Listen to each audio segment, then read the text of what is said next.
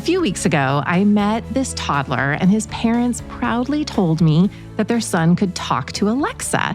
And they should be proud. It was kind of awesome and adorable. They said he'd learned to ask for his favorite song, The Wheels on the Bus, naturally. And he even said please sometimes.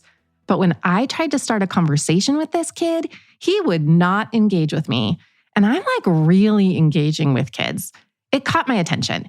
You know, for years, we've all had our panties in a bunch about what screens do to kids' attention and learning, and we still don't really know. I mean, we kind of know. And now there's something new, artificial intelligence. It's not just something kids watch. It talks back, it remembers what we've said, and it answers like a real person. So this makes me wonder, given all the recent news stories, you're probably wondering too, what will AI do to today's kids, to all of us? And what even is AI, and how are kids using it? If you're a new listener to this show, welcome. We are going to figure this out together, and that's next. I'm Dr. Wendy Hunter, and I'm the pediatrician next door. I'm that doctor friend you call for practical advice about your kids' health. I mix the science of medicine with the reality of parenting. How might artificial intelligence affect how kids develop emotion and language? And how can parents prepare for this new technology? How do we help our kids and ourselves use it in a healthy way? I mean, that's a lot of questions. I think the best place to start is by understanding what happens inside a child's brain during their early years. Those are the years that shape everything that follows. And I know just who to ask. I called someone who has spent her career studying how children's brains grow through conversations and human interaction. Dr. Dana Suskind. She's a pediatric surgeon, technically an otolaryngologist. It's just a lot easier to say surgeon. And she's a researcher and author. She is a total rock star to me. I remember her early work first showed that simple, everyday talk between parents and babies could literally change a baby's brain structure. We didn't know that before she pointed it out through her research. Her research launched an entire movement around early language and parenting, ideas that changed the advice that pediatricians like me give to families. So who better to ask what could happen when something other than a human voice is answering our children's questions? We started with what researchers know about early childhood development. Here she is. The first 3 to 5 years of life are a magical window of opportunity. It's literally when the brain is being wired up for all thinking and learning and feeling for the rest of your life.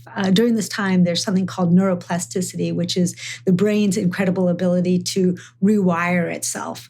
And it's at that time that it's at its peak. We get 1 million new neural connections happen every second by the environmental input, the nurturing interaction, because the brain, unlike any other organ, isn't finished at birth. Each brand new baby comes out with billions of neurons in their brain just waiting to be connected. And the environmental input from parents and caregivers wires up that brain during that period. And it's these experiences that through what we call serve and return, that nurturing interaction that literally builds a child's ability for language, emotional regulation, human connection. And it's a sensitive period because it's during that time period that all of this wiring happens, after which the brain begins to prune itself. And it's much harder to build those skills. It's not to say that it's impossible, but it's that peak period of time when language development, socio-emotional development, all of that is happening during that period. When I hear her describe those first few years, I totally picture a baby's brain lighting up like a switchboard. Like each connection is sparked by my smile, a lullaby, or me making those ridiculous faces. I love to think that our language, our empathy, and trust aren't built from expensive toys or Kumon classes, but from ordinary moments. But hearing about this critical period of brain development, that is exactly what makes me pause. That makes me concerned when it comes to these new technologies. If conversations with your family and playing with your siblings are the things that wire our brain, What will happen when your child has those interactions with something like a smart toy? We know it's not the words themselves that we say that matters the most. It's who is saying them and how that person makes a child feel. And this reminds me of something I hear more and more from parents. Parents tell me all the time that they only use educational apps. What does that even mean? How do we know it's educational? Or they say their child plays with an AI character or toy all the time, and they say, that's good, right? I mean, it's a fair question. We don't really know. AI chatbots listen. They give awesome answers. They even use our kids' names. So when you're choosing activities for your kid, have you thought about this? Is that kind of back and forth interaction that they get from chatting with an interactive toy, is it helpful to your child's development? Or does something essentially human get lost when the conversation isn't with another human? Here's what Dr. Suskind said when I asked her about this. Yes. So serve and return literally is what wires up a baby's brain. In the early years, babies don't learn from static, non-responsive screens. They only learn from live interaction. And it's because that live interaction basically opens up the social gate from which all learning begins. You not only develop language and literacy, but socio-emotional, executive function, all of those things that make us human. And at the same time, we've learned that screen time, right? That static screen, babies don't learn from it. Of course, now with AI, the games, the rules of the game are changing. But yes, you need serve and return. Yeah. It's so interesting because it just makes me think back to, I'm thinking about like our teenagers playing video games and how we think, okay, this is great. At least they're interacting. But like, you can't read another person's emotion after you say something. So you're not getting that. Like babies need that too. Like I coo. And then what do you do? What did I make you do? Like, I don't know. So maybe AI is going to have to read the child's face, or watch where their eyeballs are. Anyway, I'm kind of getting off on a no. But you're exactly right, because we learn from the infant brain. Actually, all human brains learn from that sort of imperfect, emotionally rich dance of human interaction. Those second delays, the slight mismatch and repairs. And with AI, right now, it's looking way too perfect. I think that's where we're going to be missing a lot of those learnings that allow us to become human from exactly that messy human interaction is so key. How much did you love that? When Dr. Suskind said the imperfect, emotionally rich dance of human interaction. Do you see why I love her? So what did we get from this? That real people don't respond instantly or predictably. We make faces. We misread each other. We laugh when it's not even funny. And those tiny, awkward moments, the little mismatches and repairs, as she calls them, those are the things that teach children how to read emotion, how to connect, and ultimately, how to be human. AI doesn't do that. AI has perfect timing. Flawless responses, they don't stumble, and maybe that perfection is the problem. So I'll tell you what I want to take from this is that now I'm not worried about what AI adds. I'm more concerned about what it might take away from childhood. Because even if a chatbot sounds caring, even if it asks all the right questions, there is something invisible and special in human interaction that we can't fake. Well, at least not yet. From prior research, we know what that missing ingredient is. We have some idea of what's happening between a parent and a child that makes their interaction so crucial. So I asked Dr. Suskind what science tells us about this. As she might eloquently put it, she'd say, what is the quiet biological symphony happening in the brain when a baby locks eyes with someone who loves them? In truth, it's that rich dance, that serve and return, in which we don't know everything that's being transmitted. So there's something called neural synchrony. I want to give an example of what we don't know. There's something called neural synchrony, where a baby and a mother's brain literally sync up as they're learning and connecting. When you have that neural synchrony, it improves language development, the socio-emotional, et cetera. But what happens when you don't have it? These are the things that we don't know. It's not just words that are coming through. It's that richness of connection. It reminds me of like the wolf children, right? When you find a baby that was raised by wolves or whatever. We're going to have all these AI kids that were like, I don't know why he can't eat food like a normal baby. I don't know. No, actually, no. Well, there's so much that we don't. I have to tell you, like there's another example. It's not from wolf children, although that could be a one. But do you know the story of scurvy? A little. So it's so interesting. So scurvy is because of the lack of vitamin C. And for like hundreds of years, it killed lots of sailors. And then they figured out, oh, it's citrus, right? It was actually a doctor who figured it out. It's citrus. So they thought, okay, citrus, we can give them boiled orange juice or limes. But because they didn't know that it was vitamin C, what happens is they boiled it and it got rid of the vitamin C. So they lost the important missing component. And so it took 200 years for them to figure out, and lots of people dying, and then they figured it out. And it's the same way with human interaction. We see it as lots of words, lots of language, serve and return. But within that, there's so much that we don't know that with AI that we could be missing. We'll be missing the vitamin C that's so critical for children's development. That's a great, vivid image. The idea that we could be boiling out the vitamin C of human interaction. You can't see it, you can't name it, but it's vital. We might think we're giving children everything they need, words, stories, companionship, but without synchronizing our nervous system with a child, something essential has to be missing, right? And that raises another question. You've seen in the news that adults and some teens are forming emotional attachments to a chatbot. What happens when kids start forming emotional bonds with something that's not alive? I can't stop thinking about how attachment begins. I studied human development as an undergraduate. What I learned is that a baby's first love starts with hearing their parents' voices before they're even born. And then with their faces, a parent's smile, the rhythm of being held closely. It's simply biological.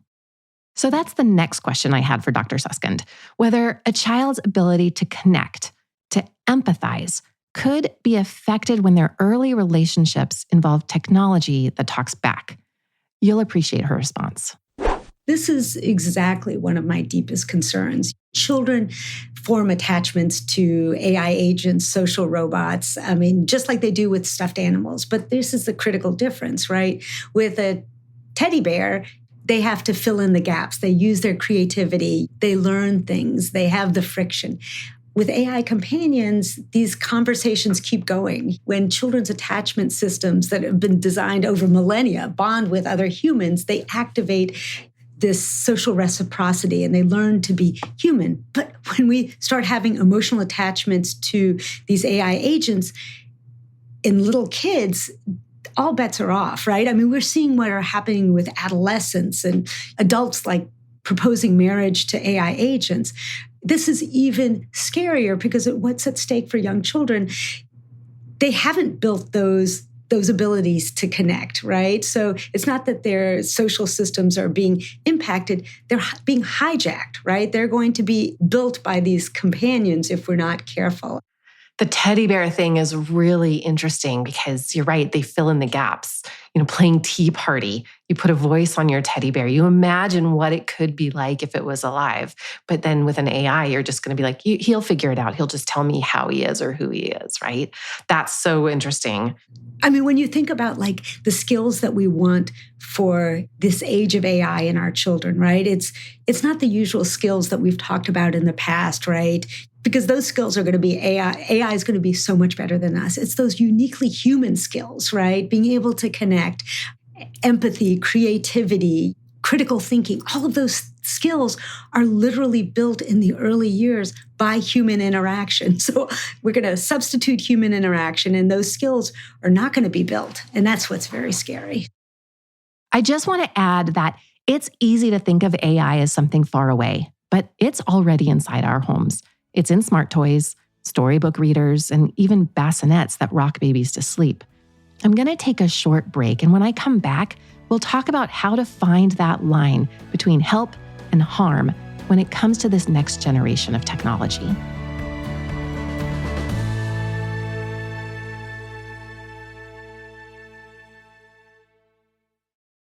How do you stay hydrated? For me, it depends on the day. Sometimes I'm running between patients, sometimes I'm traveling, and sometimes I just forget to drink enough water. That's why I always have a few Cure hydration packs in my bag. Cure is clean and simple, plant-based electrolytes, no added sugar, and only 25 calories. I love that it hydrates better than water alone and actually makes me want to drink more. My favorite flavor right now is berry pomegranate. It's refreshing without being too sweet or artificial. Cure has made staying hydrated so much easier. Whether I'm on the go all day or working out, I just mix a packet into my water bottle and I'm good to go. Staying hydrated isn't just about water. You also need electrolytes. That's why I love Cure. It's clean, tastes great, and actually works. And for you, Pediatrician Next Door listeners, you can get 20% off your first order at curehydration.com/Dr. Wendy with code Dr. Wendy. That's DRWENDY. And if you get a post-purchase survey, make sure to let them know you heard about Cure right here. It really helps support the show. Don't just drink more water, upgrade it with Cure. When I think about the holidays, what moment do I look forward to the most? It's the slow mornings with my kids when we get to stay in our pajamas, play games, bake cookies, or just hang out together without a schedule. That's the feeling I want to keep all year long, and that's exactly what Cozy Earth delivers. Their bamboo pajamas look great on and sleep degrees cooler than cotton. They're cozy without overheating. And if you need a little reassurance, they offer a 100-night sleep trial so you can snuggle in risk-free. But trust me, once you do, you won't want to give them back. And guess what? Black Friday has come early at Cozy Earth. Right now, you can stack my code Dr. Wendy, that's DRWENDY, on top of their site-wide sale, giving you up to 40% off in savings. These deals won't last, so start your holiday shopping today. And if you get a post-purchase survey, be sure to mention you heard about Cozy Earth right here. Wrap the ones you love in luxury with Cozy Earth.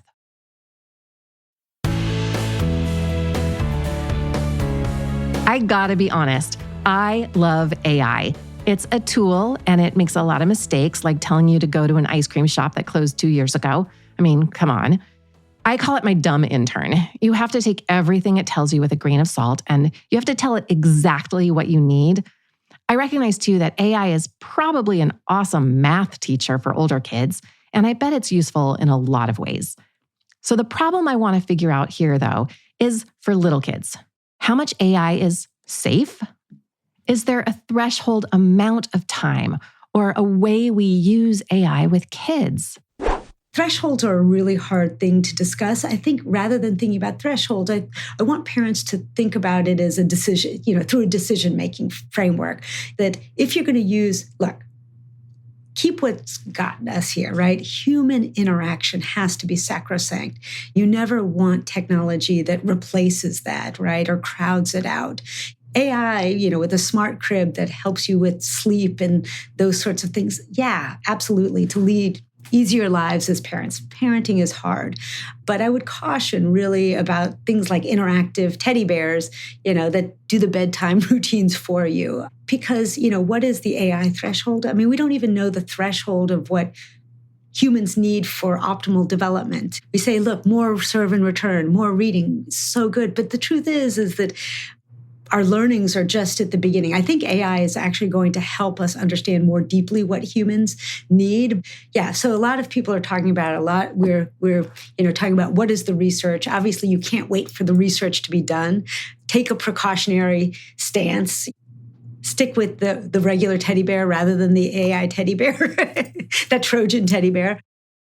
The Trojan teddy bear. Love it. Something cute and helpful rolling into our homes, but quietly stealing away our humanity. And I totally agree. Parenting is exhausting. If something can rock the baby or answer my toddler's endless questions, who doesn't want that? It sounds like the real question isn't how much AI is too much. Maybe it's what gets replaced when we use it. This is not new, though. We've been in the same situation before, right? When television arrived, I remember my parents worried it was going to rot my brains out. Then came tablets and smartphones. And as a parent, I worried about attention spans and sleep. And we still don't have all the answers. Yet every family, every generation has to figure this out in real time.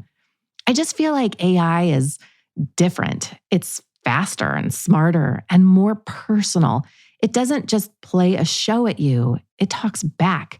I mean, it remembers what your child said yesterday. But still, do you think we can learn something from history about how to manage this new technology? Here's how we talked it through. Technologies aren't inherently bad or good, right? It's how we use them and in what hands. It's really about thinking about what is being displaced by the screen time, right? Or if a child just sitting in front of the TV all day, instead of reading books, that's fundamentally bad. If it's, on the other hand, for not in 0 to 2, but, if it's 30 minutes or 15 minutes while, the parents are trying to take a call or make food, that's not bad, right? Being sort of nuanced in that way. I think not only is that bad, but we have to do that little ramp up. Like you have to let your 8-year-old watch a little TV so that you can help them learn how to use it as a tool. Like to teach them, okay, maybe now we're done, or this is how long we do it, or this is what we use it for, or it is game time and it is not game time right now. No, exactly. And being really cognizant of how, because technology embed different sort of algorithms to keep kids attached, right? To your point, there was a really interesting study where they showed how the changes in defaults changed how children interacted with the screen time, right? And so if they had the default where it kept going on a loop, children just kept watching. If they had the default where it didn't keep going, children have natural abilities to self-regulate. And as you point out, if you allow them to start working on them and building those skills, I think that's really important too. And giving parent a break is good too. But we need to ask, does this technology support human relationships? Does it replace it? Does it, enhance a child's capacity for connection or substitute it? I mean, these are really important things. And, at the end of the day, we can talk about, the AI that's being used for therapeutic reasons, right? To help children learn social cues if they're neurodivergent. Or my friend here had a study in science robotics showing that children reading to a social robot had less anxiety and learned to read better, right? In certain cases, like you don't want to throw the baby out with the bathwater, but AI agents, companions, just for entertainment, I think about it as like junk food. There is no fundamental reason that we need this, and there's, especially when we know so little. I think where we land on this is that screens and AI aren't bad on their own, but they fill the space that imagination used to fill. Boredom used to force kids to be creative. I mean, I know it did that for me, but now you can just fill it with a screen. And that brings up a final point that Dr. Suskind brought up that I hadn't thought about at all. What I think about a lot, and I think we come from a similar vantage point, is how do we ensure that this doesn't widen disparities rather than close opportunity gaps? Because look, there are so many uses of AI that can be really positive, not the AI teddy bears, but AI technology that lighten the loads for parents, right? And as I said, not widen disparities, because one area that I'm concerned about is that human connection will become a luxury good, right? I just don't want this to be sort of like the organic food versus trans fat situation where certain kids get the organic food and the others get the substitute that in the long run we found out wasn't so great for them. That phrase, human connection, could become a luxury good. If some children get the good teachers and others get efficient robot teachers, we could be creating different childhoods. So I asked Dr. Suskind what parents can do right now before the research catches up. This is a funny thought that I've always championed, this idea of good enough parenting, right? I mean, we put these incredible expectations on ourselves when in truth, children need unconditional love, right? They need protection, they need support. but they also need inherently human interaction. And in some ways, AI is making clear that good enough parenting isn't just like a nice thing to have. It is what fundamentally allows us to be human. So embrace that and embrace the power of human connection, your words, your interactions. At the center that I co-direct here at U Chicago, we've developed this idea of the 3 T's, right? Tune in, talk more, take turns, as a way to provide rich language environments. Other people have other ways to say it. And these 3 T's, just tuning into your child, using rich language, having conversations with them from day one is the best way to build your child's brain. And embrace your imperfections. There's no such thing as perfect parenting. As a parent, I can tell you that. And that's good because resilience, creativity, adaptability, all those things that we're going to need actually emerge from that imperfection. And, finally, when you're evaluating the technology, ask yourself, does it support my relationship with my child, or does it try to replace me? Choose augmentation rather than replacement. Choose supplementation rather than substitution, because you as a parent are irreplaceable in your child's development. Tune in, talk more, take turns. That's it. Every ordinary conversation, every goofy face, every "how was your day?" those build kids' brains. And as far as I'm concerned, that's the most important point of this whole story. The more powerful technology becomes, the more valuable our imperfections are, because children don't need perfect, they need us. They need to see how real humans think and feel and mess up and try again. So here's my challenge to you. If you have a young child, take them to the grocery store and narrate your shopping trip. Say like, "I'm putting a red box in my cart," and so on. I promise it's important. So many of us now order groceries and our kids don't hear us chat with the checkout clerk. I also dare you to sing an off-key song. Be imperfect. Just do it. And ask one more question at bedtime. I challenge you to do that. Sit with your child and catch up.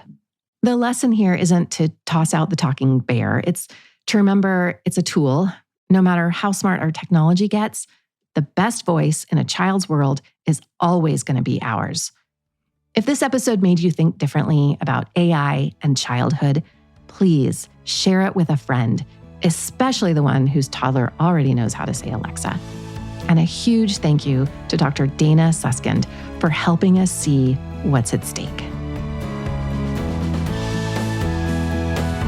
For more from the Pediatrician Next Door, find me on the web at pediatriciannextdoorpodcast.com. If you've got a question about the weird things kids do, send an email to hello@pediatriciannextdoorpodcast.com for a chance to hear your voice on the show. I'm Dr. Wendy Hunter, and I'm the Pediatrician Next Door. This show is produced by Red Rock Music. Make sure to subscribe and leave a review wherever it is you're listening. I'll be back next time with more.